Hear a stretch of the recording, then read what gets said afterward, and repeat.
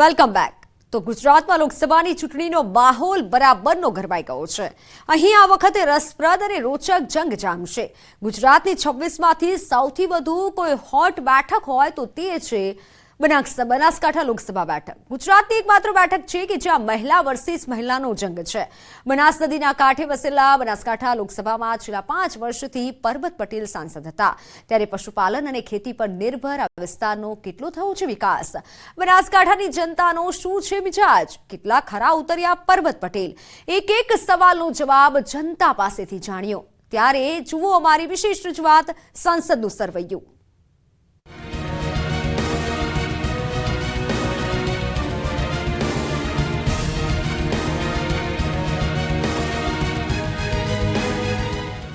મહેસાણા પછી ઉત્તર ગુજરાતની રાજકીય લેબોરેટરી કહેવાતી બેઠક એટલે બનાસકાંઠા। પશુપાલન અને ખેતી પર નિર્ભર બનાસકાંઠા આમ તો કોંગ્રેસનું ગઢ કહેવાય, પરંતુ છેલ્લી 3 ટર્મથી અહીં ભાજપ બાહુબલી છે। આ વખતે તો અહીં રસપ્રદ અને રોચક જંગ જામશે। આ વખતે ચૌધરી અને ઠાકોર વચ્ચે ખરાખરીનો ખેલ થવાનો છે।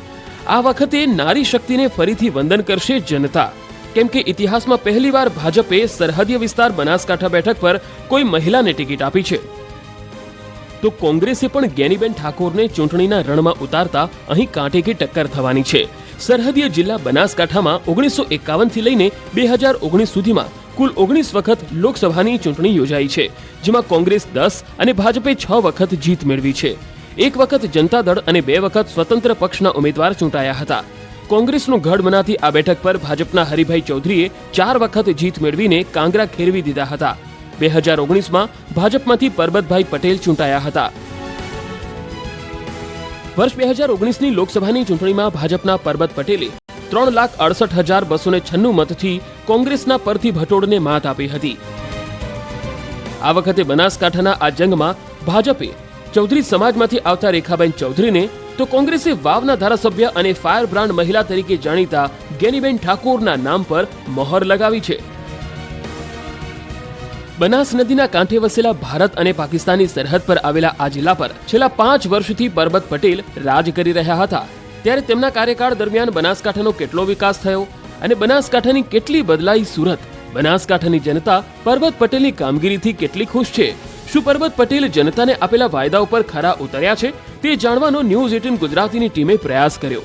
ખાસ કરીને મહિલાઓના મનની વાત જાણી તો પરબત પટેલની કામગીરીના લેખાજોખાથી મહિલા મતદારો સંતુષ્ટ જણાઈ। મહિલાઓનું કહેવું છે કે રણ પ્રદેશ કહેવાતા આ વિસ્તાર હવે પાણીદાર બન્યા છે। ઘરે ઘરે નળથી જળ પહોંચ્યું અને પાણીની તંગી દૂર થઈ છે।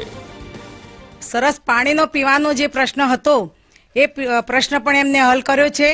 ભારતમાલા રોડ જે અમૃતસરથી જામનગર જાય છે એ પણ બનાસકાંઠાને લાભ મળ્યો છે અને નવી ટ્રેનો બનાસકાંઠાને આપી છે। નલ સે જલ યોજના બધાને ઘર ઘર પાણી મળ્યું છે। રેલવે બ્રિજ ડીસા, ધાનેરા અને પાલનપુરમાં પણ બ્રિજની વ્યવસ્થા થઈ છે। ખૂબ સારા રસ્તાઓ બન્યા છે। તો અમને કેટલાક એવા પણ લોકો મળ્યા જેમનો દાવો છે કે બનાસકાંઠાનો વિકાસ રૂંધાઈ ગયો છે, કામ માત્ર કાગળ પર થયા છે। ખેડૂતો આજે પણ અનેક સમસ્યાનો સામનો કરી રહ્યા છે। પરબતભાઈ પટેલ કોઈ ગામડામાં ક્યારેય ટપક્યા નથી, કોઈ વિકાસનું કામ કર્યું નથી, અને જો વિકાસનું કામ કર્યું હોત તો આજે અહીંયા લોકોને દેખાતું હોત અને એની નોંધ કેન્દ્ર સરકાર પણ લીધી હોત। અને વિકાસના કામ નથી કર્યા, એટલા માટે પરબતભાઈ પટેલને ટિકિટ કાપવામાં આવી છે।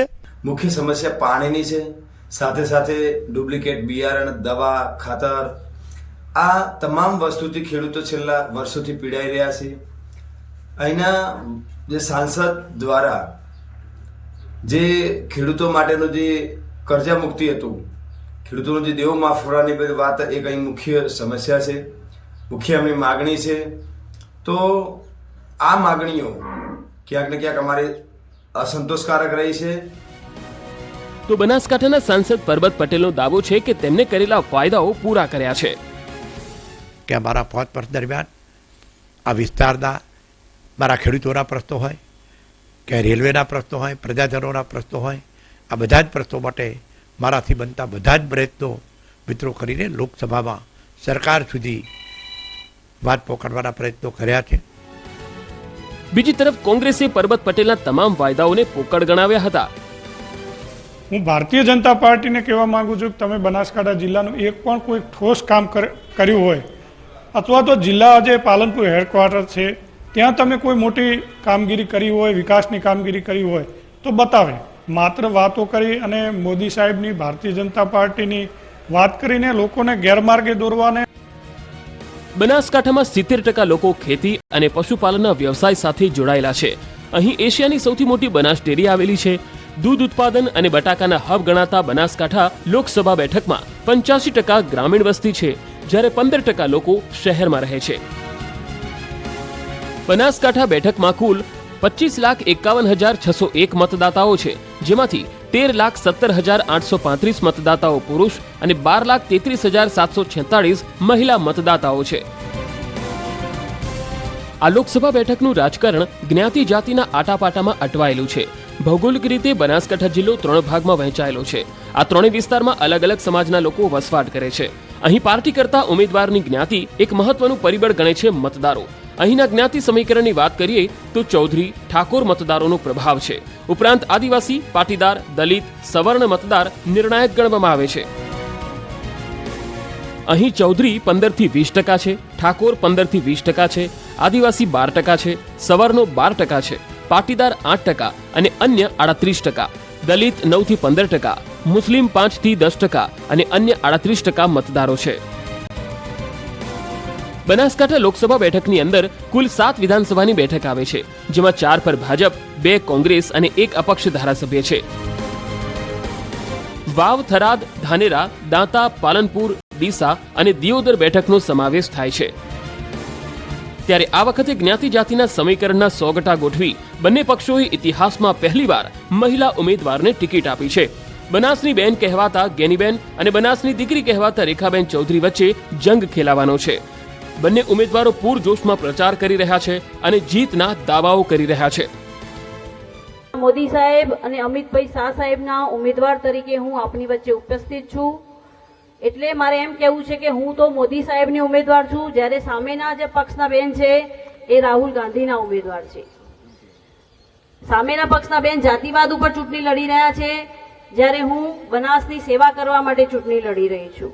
એટલે હું માનું ત્યાં સુધી જે બનાસકાંઠા જિલ્લાની અંદર લોકોની, તમામ સમાજોની જે આશા અપેક્ષા હતી એ પૈકીના કોઈ કામ બનાસકાંઠાના સાંસદ મારફત નથી થયા, ત્યારે લોકો 100% પરિવર્તન ઈચ્છે છે. આ વખતે અહીં રસપ્રદ અને રોચક જંગ જામશે. બનાસકાંઠાની બાહુબલી બેઠક પર મહિલાઓના પ્રશ્નોને વાચા આપતી 2 દમદાર મહિલાઓ કોણ કોના પર ભારે પડે છે તે જોવું રસપ્રદ રહેશે. બનાસકાંઠા બેઠક પ્રતિષ્ઠાના જંગ સમાન બની રહેશે.